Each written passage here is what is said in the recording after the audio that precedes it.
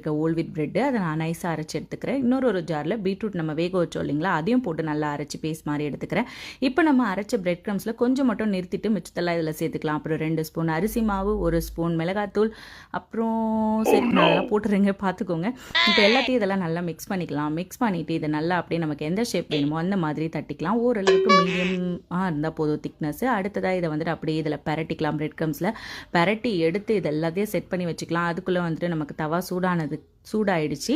அதில் எண்ணெயை சேர்த்து 2 பக்கமும் போட்டு நல்லா நம்ம இந்த மாதிரி ப்ரௌன் கலர் ஆகிற வரைக்கும் நல்லா டோஸ்ட் பண்ணி எடுத்துக்கலாம். இது வந்துட்டு ரொம்ப நேரம் ஏற்கனவே வெந்துருச்சுன்னா ரொம்ப நேரம் பண்ண தேவையில்ல. ஒரு 3 மினிட்ஸில் நமக்கு 2 பக்கமும் கிறிஸ்பி ஆகிடுங்க.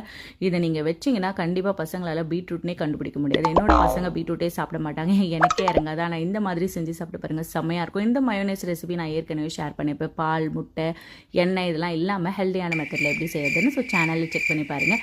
இதை அப்படியே எடுத்து நம்ம வாயில் போட்டு சாப்பிட்டோன்னா